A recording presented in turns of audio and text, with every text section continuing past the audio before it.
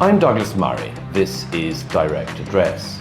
Let us turn our attention to the United Kingdom, where recent polling figures are nothing short of remarkable. These surveys indicate that Nigel Farage's Reform Party now leads the Conservatives in every major national poll and has even surpassed Labour in the latest YouGov findings. Could Nigel Farage emerge as Britain's counterpart to Donald Trump? One might contend that he has already earned such a distinction through his pivotal role in Brexit. However, do you believe he could one day ascend to the office of Prime Minister?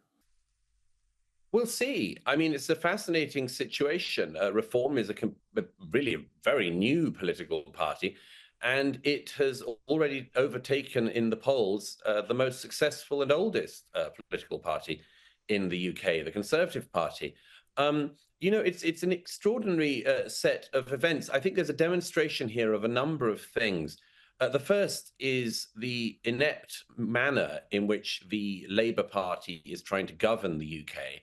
They've done absolutely nothing to improve living standards or indeed Britain's reputation domestically or abroad since coming into office.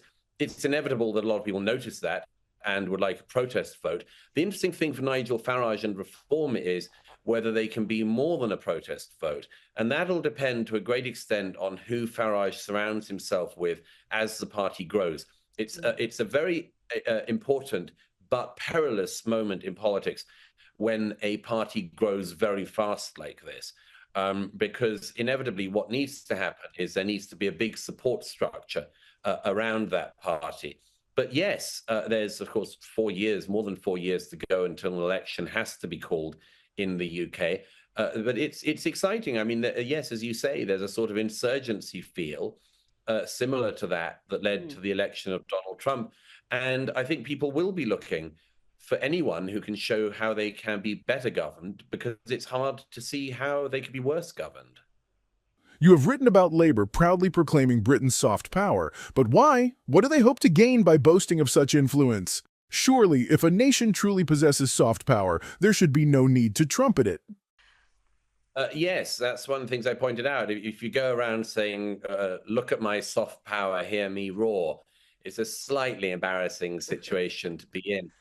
David Lammy, the great genius who is the British Foreign Secretary, has set up a soft power committee. I mean, as you know, Rita, there's no major issue that can't be improved by setting up a committee of third-rate quangocrats. And they're apparently looking into the importance of British soft power, which they think is underutilized. I think that countries, broadly speaking, talk about soft power when when their hard power has effectively wilted. And not only, as I pointed out, has Britain's hard power wilted, its soft power has wilted as well, because much of the money and foreign aid and much more that the British taxpayer doles around the globe doesn't actually go to sort of soft power initiatives, and it doesn't go to productions of Shakespeare plays in Swaziland. It goes to funding bananas sort of gender woo-woo stuff in South America, or looking into the prevalence of racism in Brazil. And I'm not kidding. Those are the sort of things that British foreign aid has gone to pay for in recent years. So yes, I don't think there's much that can be gained by David Lammy's initiative, if you can call it that.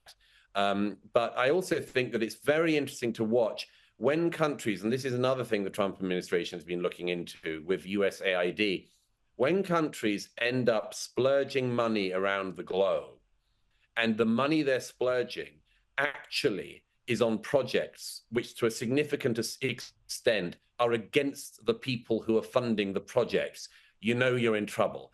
And that's to a great extent where British foreign aid funding goes. Sometimes it goes to countries with regions that are richer than regions of the United Kingdom. And I think that's ridiculous. So I wish that David Lammy would apply his hard thinking to somewhat harder question. Douglas, one big reason behind Donald Trump's victory, often overlooked, was his promise to clean up institutions like the FBI and tackle lawfare and the two-tiered justice system, something we've discussed many times on this program. This week, we got even more proof of the problem. It was revealed that the FBI assigned over 5,000 employees to investigate January 6th, despite having only around 13,000 agents and 38,000 employees in total. That's a staggering number, but this goes beyond just the FBI. It's clear that Trump 2.0 is not the same as Trump 1.0. This time, he's taking a scorched earth approach to dismantling the bureaucracy, seeing it as the key to achieving all his goals. I think that's right. I think that it's been striking in the opening days and now weeks of Trump 2.0 that there is a sort of seriousness of intent and also of carrying out that intent. You're right, Rita. I mean, there are institutions after institution in the US, as in all of our countries, that have become bloated, politicized, and much more.